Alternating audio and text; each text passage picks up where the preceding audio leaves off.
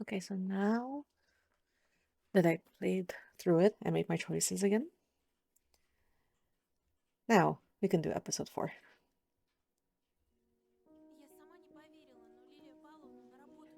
I couldn't believe it at first, but Lilia Pavlovna didn't come to work today. The test is off. I remember Katya. She was both beautiful and mean. That's a word for it. Katya, the first girl in our class whose body started maturing to the envy of all the other female students. The main source of gossip, a snake, and a bitch.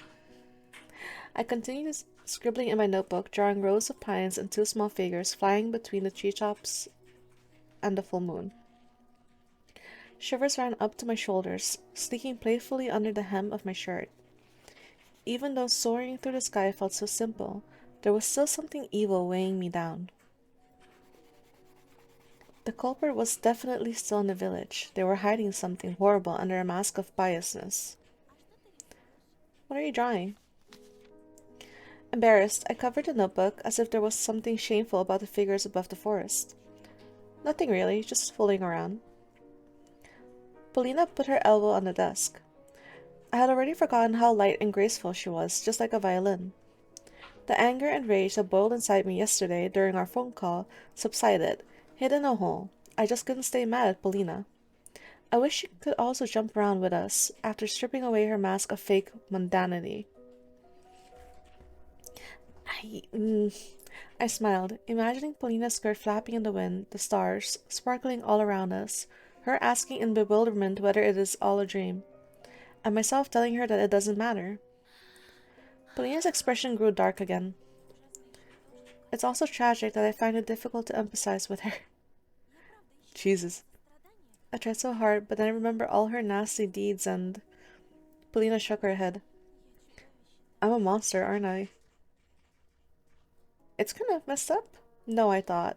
You're one of the most beautiful girls I've ever met, but alas, you're only number 2 on that list. I decided not to say that out loud. It's not okay that I felt worse when I lost my questionnaire than when she went missing. My nostrils picked up the smell of candy, tree resin, and fireworks. You lost your questionnaire? Yes, somebody out there is reading other people's secrets now.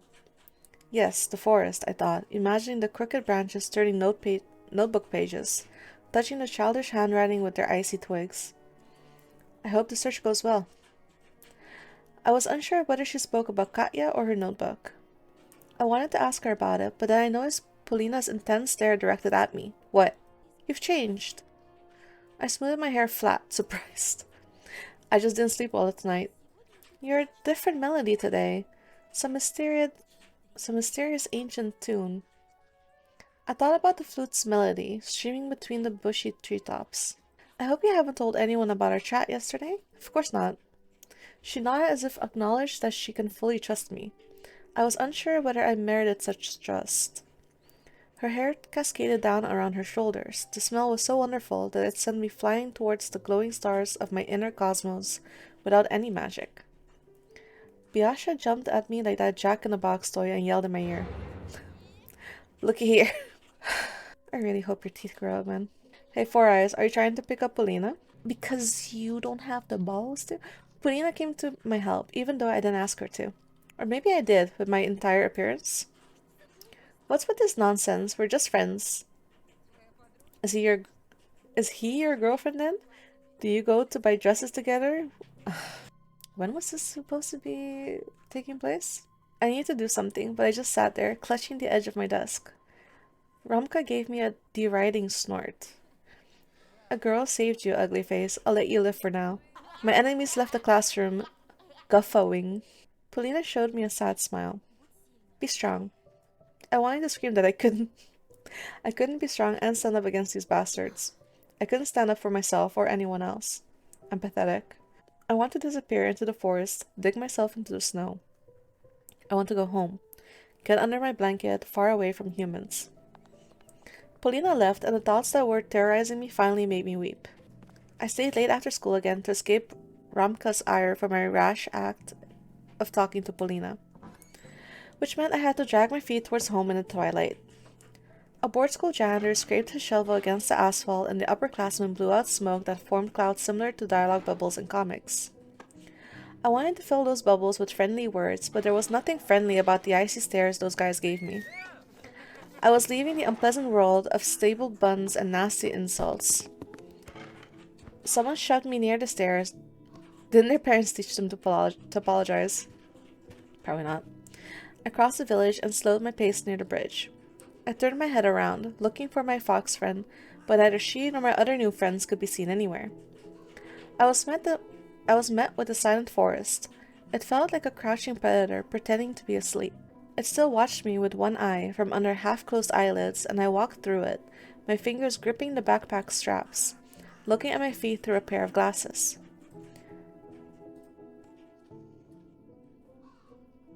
Oh, there's a search party for her. Once again, black shadows flashed among the naked trees, shouting the name of a girl who was most likely already dead over and over.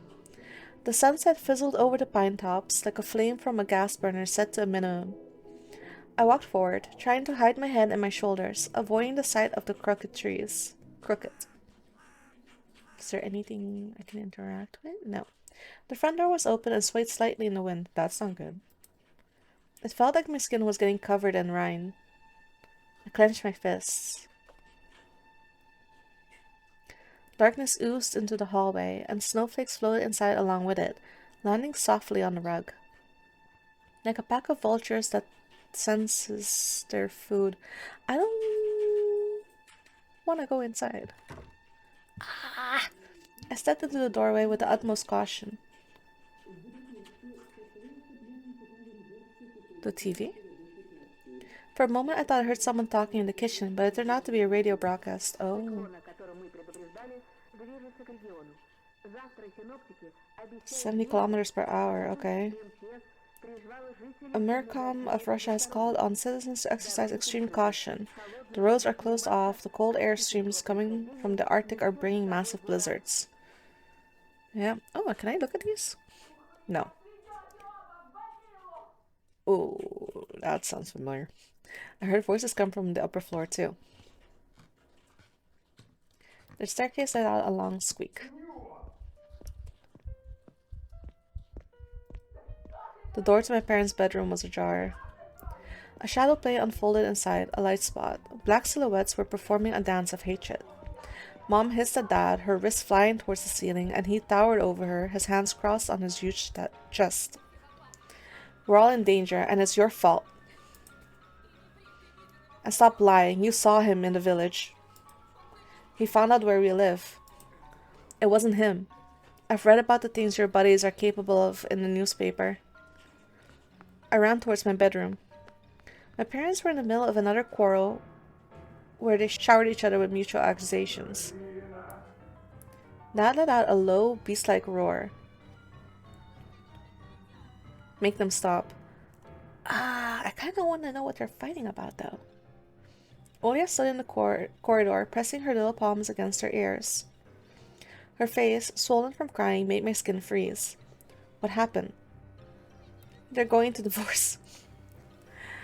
I hugged my sister and held her tight.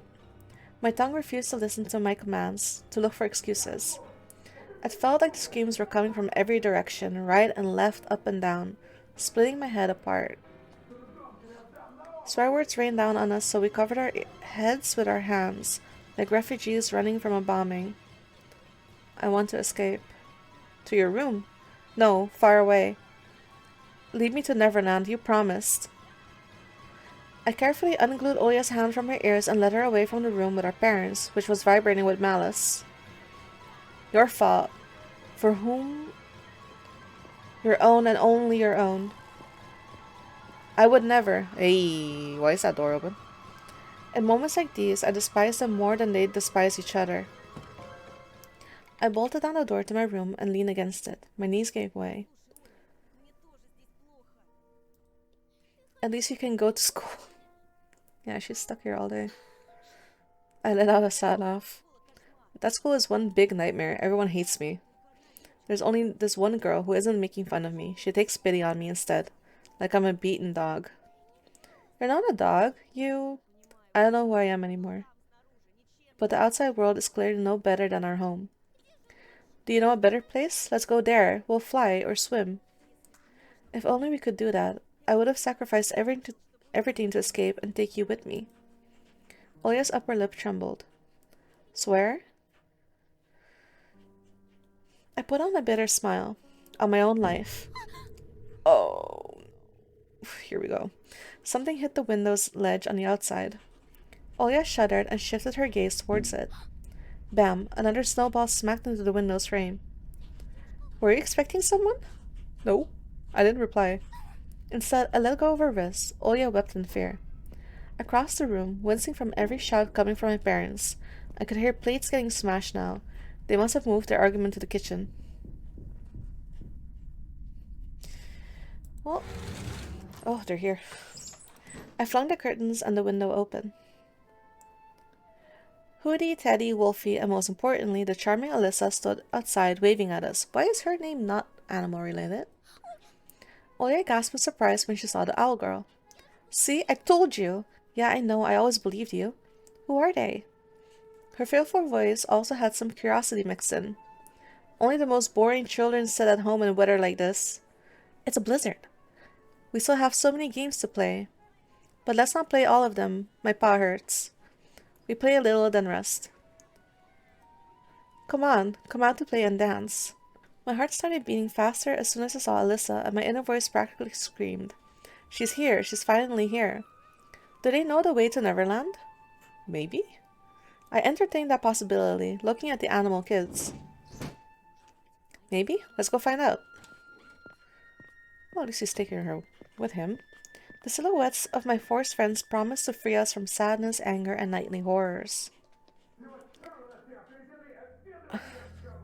I made sure that Olya wore warm clothes. Mom barked at Dad like a wild beast from the show with Nikolai Drozdov. I don't know who that is. We sneaked past his rumbling kitchen and into the snowfall outside. Alyssa ran up to me and hugged me tight, poking her cold nose into my neck. You took so long. We almost got old waiting for you shut-ins. She pressed her body into me even harder. Turns out, waiting is so tiring. Phew, give me a few minutes to catch my breath. I was preparing to leave for a long time once, hoot hoot, and when I was done, I forgot where I was supposed to go. Olya looked at the owl with suspicion. But she still giggled with the owl when the owl did a backflip and landed perfectly on her feet without staggering. All the other animals, as if on cue, stopped fooling around and stared at Olya in amazement.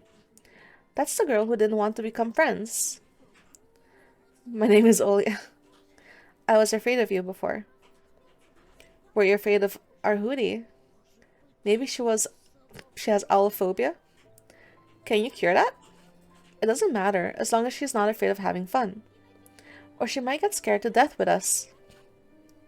I was stunned at the realization that my lips were slowly forming a smile. Every time I met Alyssa, I felt like I crossed a river, and the sound of flowing water suppresses all my negative thoughts. Your costumes are so pretty. The fox girl let go of me and squatted beside Olya.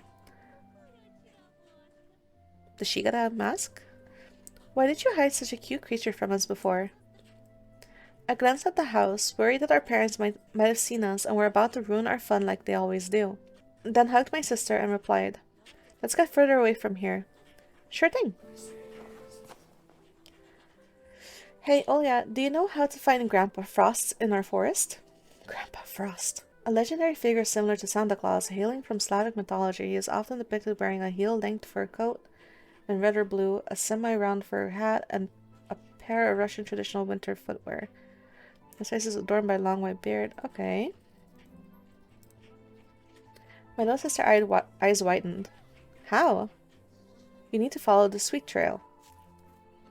Alyssa bent down and took a candy out of the snow. Olya raised her hands in amazement. She gave me an inquiring look. I nodded. Did I just sell my sister to the forest spirits? My sister munched on the candy. Wait, do we, Hoot Hoot, have Grandpa Frost in our forest? Why, Hoot Hoot, didn't you tell me? I did, this afternoon. But I sleep during the day. Right, I told you while you were sleeping. What that? Animation? Alyssa dashed away, wiggling her red tail like a torch's flame. Oya went after her without thinking and laughed after taking another candy out of a snow pile. You're so lively, it makes me sick to the, to the stomach. And you stop being so passive. Run with us to Grandpa Frost while there are still presents left. No way. I won't believe the fox's tales unless 10 pounds of sweets drop on my head right now. When the aforementioned sweets started raining down the bear's head, I couldn't stop myself from laughing at his ouching and bobbing his head up and down. Tasty treats glistened in the snow. Teddy sneezed and pulled a little bear in the north candy out of his ear. I took an hour-long nap and then count all these chocolates. I suspect there are no more than 3 pounds here. Alyssa shouted at us from the other side of the forest. Maybe in another life. Hurry up, Grandpa Frost is already tired of waiting for you in his castle. I shrugged and ran. Running loosened the grip of fear I felt all this time.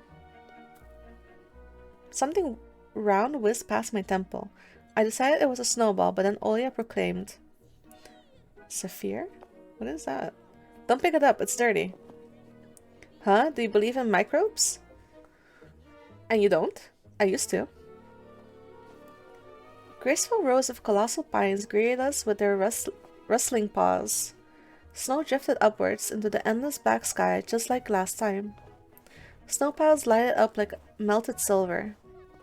So pretty, and I thought the forest was scary. Parents told us scary stories of the forest, owl, and snow, but we weren't one bit worried playing with her when moon glows. I did my best to keep track of Olia's movement, but it was a difficult task. My sister would jump inside bushes, picking up more candy, only to then get back to the trail laughing. Hootie flew over our heads, landed on a branch, and started hooting and shaking her head. Wolfie dug into the snow with his face, dragged out a pile of bubblegum, and swallowed it without taking off the wrapping. Your tummy will hurt. The wolf got scared and spat out the gumball. Lies, lies, nasty lies. Tummy aches don't exist. All that nonsense only happens to grown-ups. Alyssa stopped in her tracks and moved a canopy of intertwined branches to the side in a pompous manner, like you would open the curtains in a theater. Behind that obstacle lay a clearing. There stood an ice castle glistening with silver. Is this real? Should I pinch you? There's no need to pinch her. We stared at the sparkling miracle. Its towers and walls were made out of snow and icy marble. I heard a calming sound of ringing little bells. There was also the smell of chocolate and burnt sugar in the air. Welcome to our humble abode. Come on in. She didn't have to invite us twice. This is a bad idea. We entered the castle, spinning around and squinting from the blinding sparkles. Grandpa Frost sat atop a shining throne. Puffy Pom-Pom swung atop the 2 peaks of his hat. A snow-white beard covered his kind smile.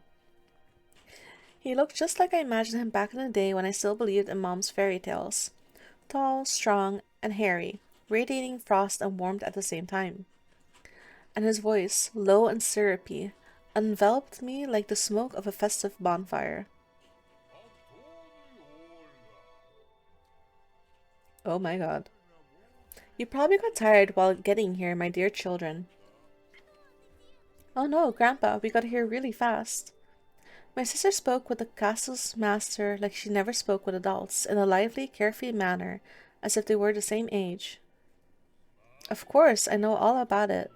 I have a lot of friends, they tell me everything. If you're diligent all year, I will bring you gifts, my dear. If you're lazy and upset, please forgive this kind old man. Candy won't encounter lazy bones and downers. I'm not lazy. This too, I know. He gave us a long, evaluating look. His real face was hidden under the Grandpa Frost mask. I was just standing there, unblinking, my gaze glued to the old man. I could accept children living in the forest and fantastical jumps towards the moon, but seeing Grandpa Frost in his frozen castle left me completely speechless. I have something special for you two. A sack appeared in his giant hand. My nostrils got attacked by the aroma of cacao, halva, and tangerines. Thank you, but we've already eaten some candy. Grandpa's Frost pierced me with his eyes. Ho ho ho, you call that candy? That was nothing. My candy is special, straight from Neverland. From Neverland? I'd give them to you right away. You clearly deserve them. But rules are rules. You need to solve 3 of Grandpa's riddles. Want to try? I tried splitting my parched lips apart, but Olia was the first to reply. I guess we're gonna do riddles. Here comes the first one. It's a home for cars and all sorts of tires. I looked around at the masked children. They stood without moving in the corners, but their shadows danced on the walls. I heard a low hum, and in my confusion, I thought it was the sound of their rumbling stomachs. A garage. Correct. Now, on to the second one. You tried to solve it too, Anton. All day long, to the shadows they belong. They rattle the plates and hiss at their mates. My eyebrows shot up in confusion. Moms. Olia raised her hand. Can I? It's a kitty. Correct, ho ho. Here's the last one. Solve it and the gifts are yours. All day long. Oh, but what a stroke of bad luck, my dear children. I completely forgot what that riddle was about. Maybe our little animal friends can help us. Oh, this is bad.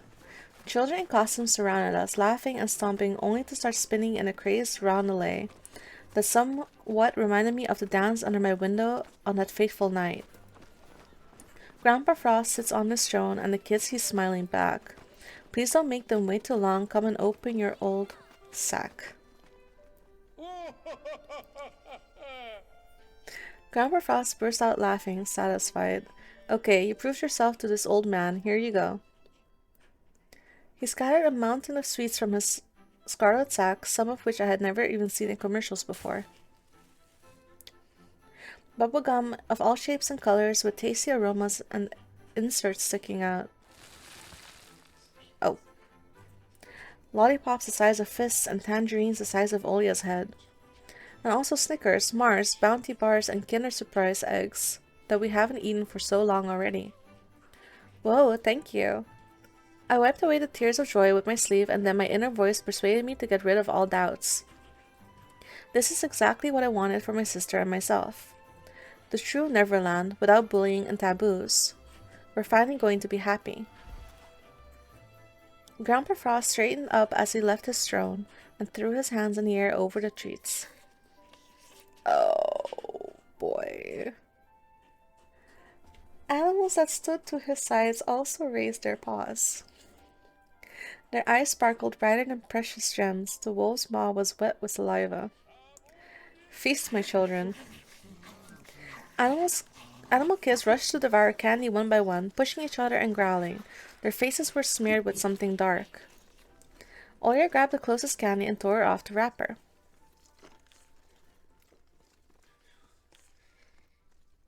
I have no other option. I fished out the most tasty-looking candy from the pile of sweets on the floor. Then took a bite. Milk chocolate melted in my mouth. I applaud your bold decision. Now it's time for you to play.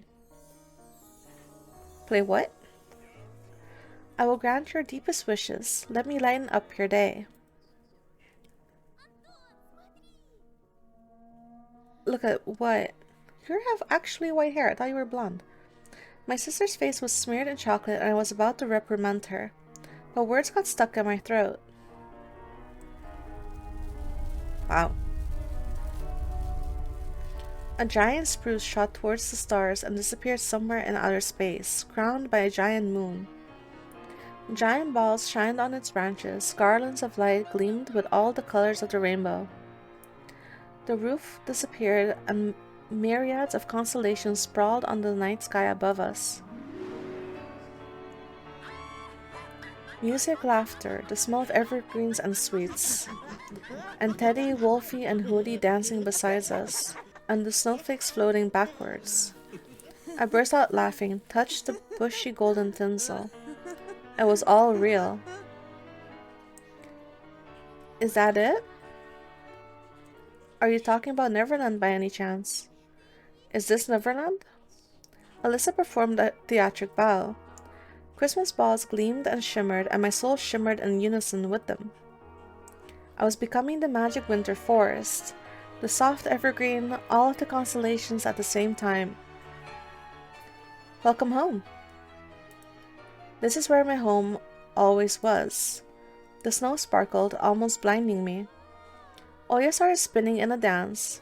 She grabbed the candy with each of her hands. Wolfie juggled Kinder Surprise eggs. Did you see that? Consoles, handheld games, dolls, and Transformer figures lay under the spruce as if they were brought here by trucks. Is this for us?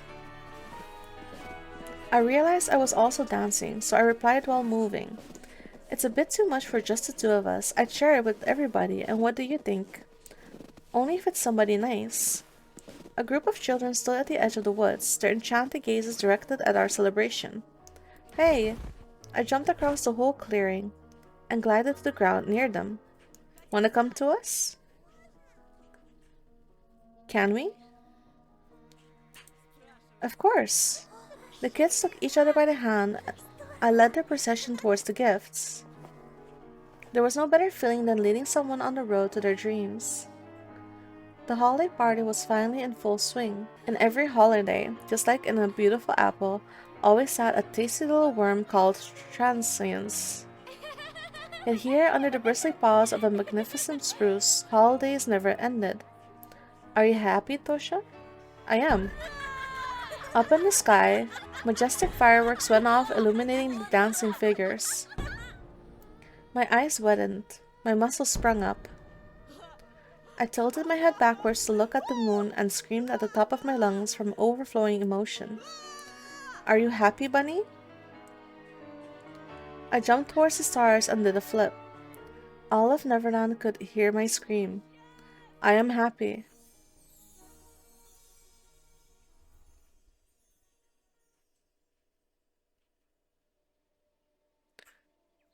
For the first time in the long days I'd spent in the new house, I woke up with a smile on my face. This time, happiness had a tight grip on me. I stretched, enjoying the sweet sensation with every cell of my body. Outside, I could hear the joyful chirping of beautiful red-chested bullfinches, who celebrated the bright January sun. Their chirping granted me hope that the naked forest outside my window would someday turn into a lush paradise for my parents and my little sister.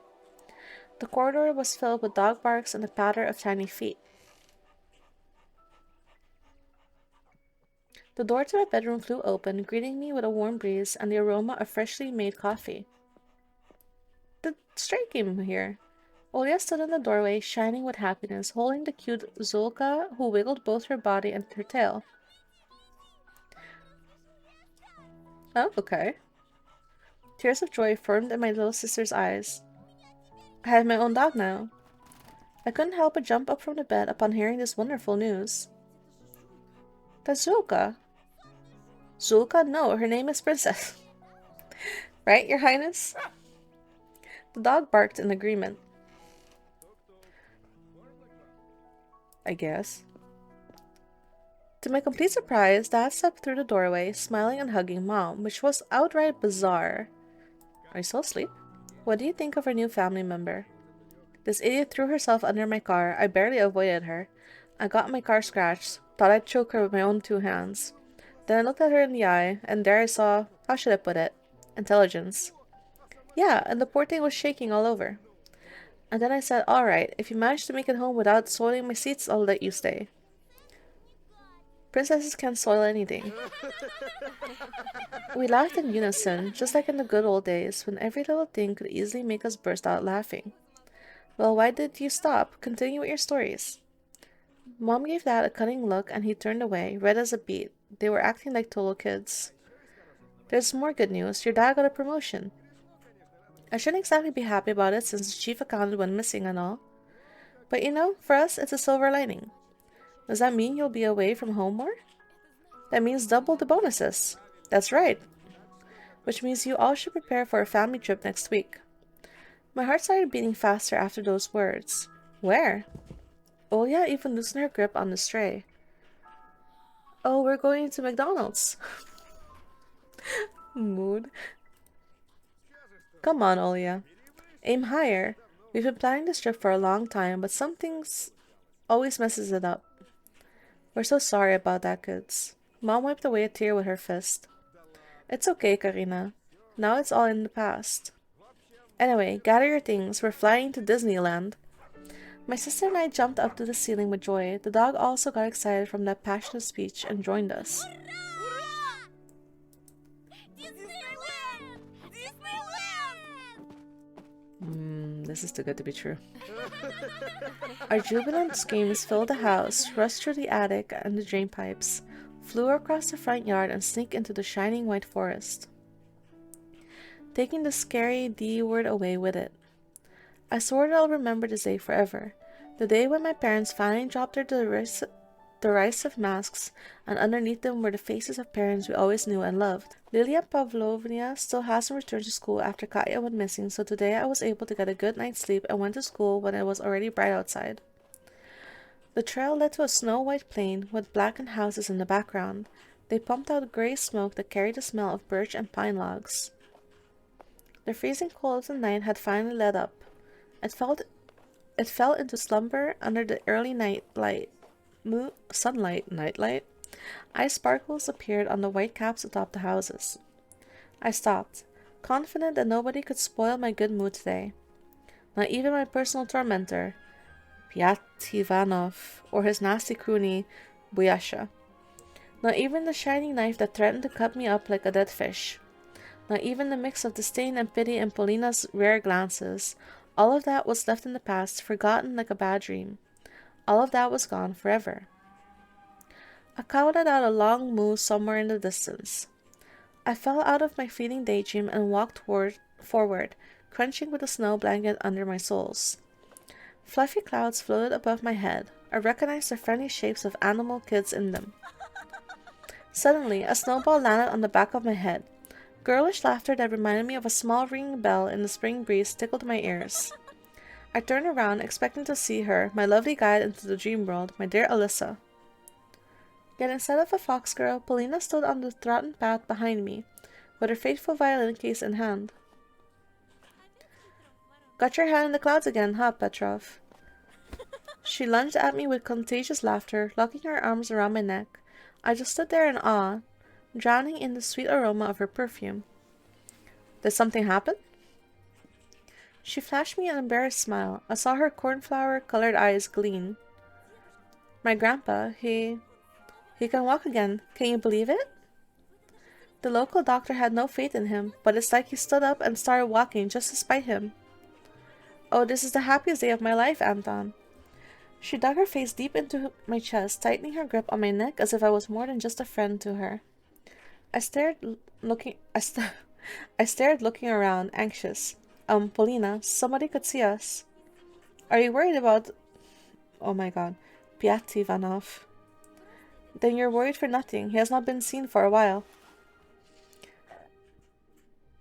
I cautiously parted with Polina, trying to understand whether it was some kind of prank or the truth. Wait, you don't believe me? That officer, Lieutenant Tikhonov, came to our house just last night. He said that Buyusha, along with his buddy Romka, went missing. A group of skiers glided past us straight into the forest. Polina leaned into my ear, sharing her whisper with me, her eyes still locked on the skiers. As far as I know, Tikhonov suspects that all the previous cases were Pyatinov's fault. No way. I was shocked myself. There are rumors that Romka, went off the deep end.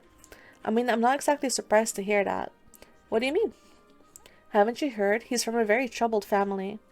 I don't even want to imagine what has been going on in their house. Romka always seemed excessively aggressive to me, always angry at everyone without a good reason. Now, the darkness that he harbored within overflowed into the outside world and led multiple small innocent souls to their demise, as well as his own.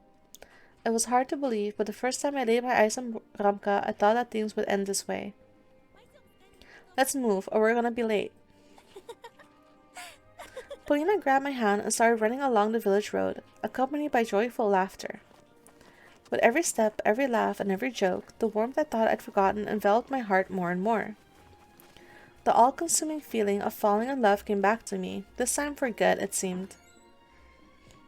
I tried letting go of Paulina's hand near the classroom entrance, embarrassed that our classmates might taunt us. But it was as if Paulina didn't care at all. She only gripped my palm even harder while opening the door.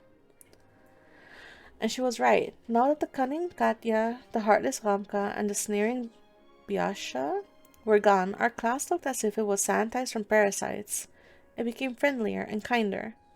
I didn't get looks overflowing with hatred anymore. There was nobody to spit a ball of chewed paper at me through an empty shell of a ball pen.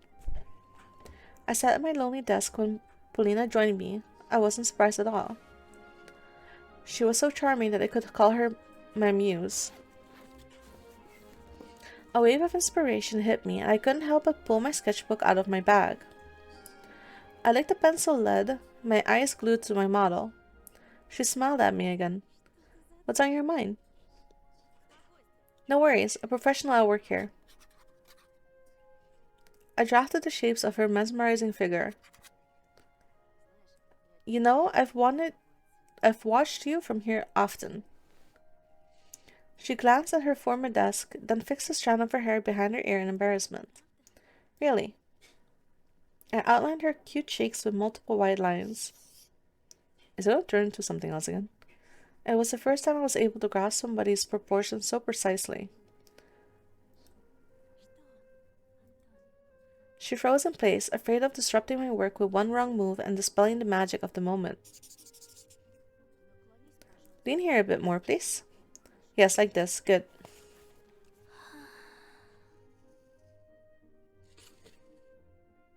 You're so sleepy. Choking from anxiousness, Paulina loosened the knot on her... Is that what that's called? I always wanted to draw you. Our eyes met. Oh, Anton. It's like a ribbon, though. My pencil slid across the paper furiously, adding the shading to her chest. Say, would you like to become the main heroine in my comic?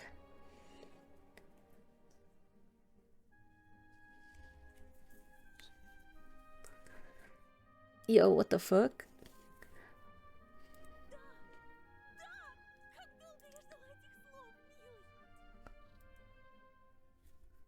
The lead couldn't endure all of that tension and cracked, bursting into a million tiny pieces. Mr. Hyde. I couldn't believe my eyes when I looked at the drawing. I was looking at a terrible daub, and the place where Paulina's face was just a second ago now rested some sort of formless mess. It took me some time to realize I was sitting alone in an empty classroom, with only the specks of dust flying in the moonlight as my company. It was dark outside. My classmates, Paulina, the feeling of euphoria, all of them were gone. Somebody wrote down a nursery rhyme on the blackboard with a piece of chalk, but some of the words were wiped out and I could only read bits and pieces. 1, 2, bunny, meat. I was no longer smirking like an idiot. I stood up, pinched myself on the wrist. A ringing silence engulfed me. There was a taste of vomit in my mouth and my ears buzzed like from an endless scream, full of despair and horror. Hey, is there anybody out there? Is this like a parallel world? Shadows swarmed in the corridor. I walked past boarded up classrooms, past the rotten spots on the walls and silvery cobwebs. Oh, these are devs, yeah? Or playtesters? Spiders crawled under the ceiling. Lamps flickered anxiously. I stopped before the notice boards, stunned. Hundreds of new photos were added to those of Semyon and Katya. Black and white printouts were glued on top of each other. The horrific collage of childish faces stared at me with empty eye sockets. Childish faces. Unable to endure the torturing stares of those watchful gaping holes, I ran out of the school. I crossed the front yard and reached the road where the wind was whipping up powdery snow. Oh, they're all over the door, too. I wanted to click around. No people, no cars, no birds. Low clouds got stuck on chimneys. windows that looked like they were painted over with ink. Photos of missing people enveloped lampposts and fences like paper skin, mostly kids, but some adults too. It felt like all the people who once lived in the village now became black and white ghosts in the photos with a missing person label. I dragged my feet forward along the dead street. Some houses had their windows smashed. The wind made itself at home here, wandering the rooms. Every gust made the front door swing. Kids' coats hung from the fences, their sleeves moved, stretched out towards me. An empty village, an empty husk. What happened here? An overthrown waste bin rumbles across the back alley. Something flashed inside the window frame of the charred village store. I ran away from its sooty facade, then heard a guttural roar coming from the well. I started walking faster, trying not to pay any mind to the darkness inside the front yards, inside the bloody dog houses, inside the crooked shacks. The moon appeared from under the clouds. Something flew over my head in this draining silence. As if a crop duster flew from one roof to another, a huge shadow loomed over me. I rushed to the right, hoping that I wasn't noticed. A small green house in front of me was my shelter. I pushed the gate, crouched, and scampered towards the porch. Are we going in there? I tugged at the doorknob. The front door was open.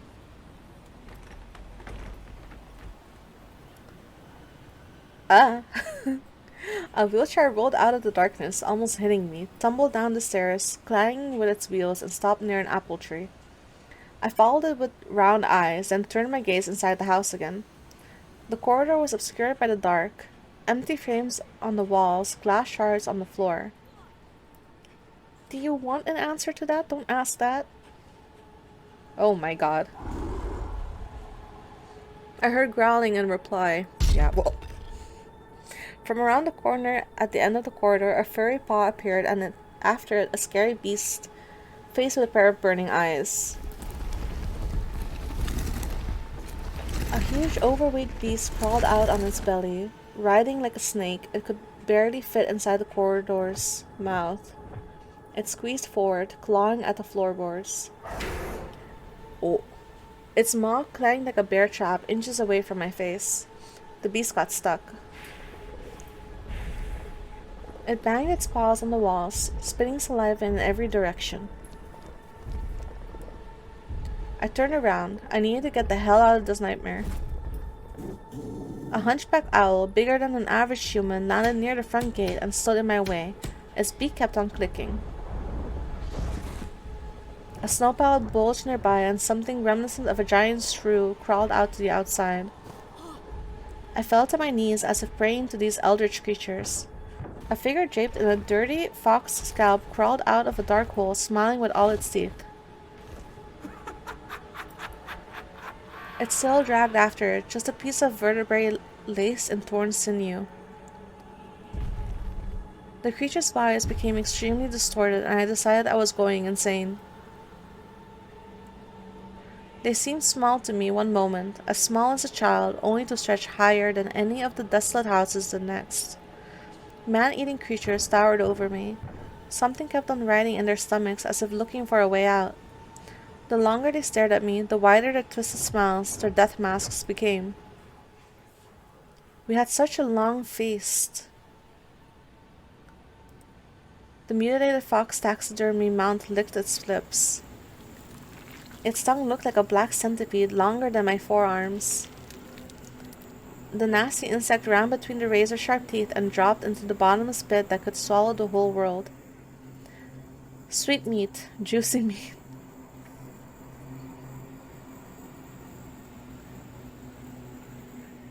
We devour it, and we won't stop. There was nothing human about the speech. It was all just animalistic growls and bird-like whizzes. But I was able to understand every word as if we were speaking the same language. It's a shame you couldn't catch up with us, Bunny. You couldn't bite the moon. You stole my food, traitors. You refused to eat your family, remember? But pathetic meat, worthless meat. You're absolutely useless, brother. You make me sick. Shame. Indescribable horror gripped me when the laughing beasts held their clawed paws towards me. Then suddenly the thing that pretended to be a fox started barking loudly. Fools. It's his time to bring the treats. Good for nothing. Let him fulfill his mission. We'll be waiting for some meat from you tomorrow night, or else. Or else. Or else. Or else. Or else we'll eat your entire family. The monsters formed a circle around me and started dancing. I screamed. Huge eyes, fangs, claws flashed in front of me, blurring into a string of colorful spots and smudges. 1, 2, time to play with you. 3, 4, 5, the owl will arrive. 6 on end, the wolf's gray fur will stand. 7, 8, stomp your hooves and wait. A fox's face protruded from the fuzzy lights that the beastly carcasses turned into. For the fox and for the bear, bunny tasty meals prepare. A desperate cry, my cry, rumbled across the back streets of the desolate village. I will prepare. The circle broke up and I ran for my life. It felt like I was running into a snare trap. My head was splitting, ugly images danced inside it, colliding, falling over, getting up and dancing again. 1, 2. They flapped their wings, poked my face with their beaks and their salivating maws. 3, 4, 5. They howled and jumped around and my eardrums were ready to pop, either from the screams or from the internal pressure that fractured my skull from within. 6. My winter hat obscured my vision and it seemed like the whole sky tilted, like a roof that's about to collapse. 7, 8. Snow crumbled from the sky like plaster. I ran through the empty streets, through the icy world, chased by a pack of beasts.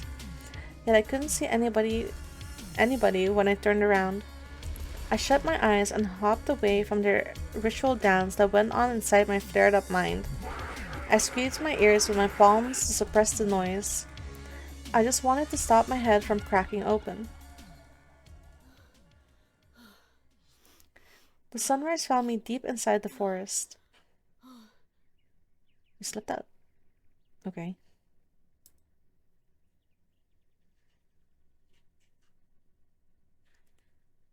Oh. Damn it. Okay, well, I guess that was that.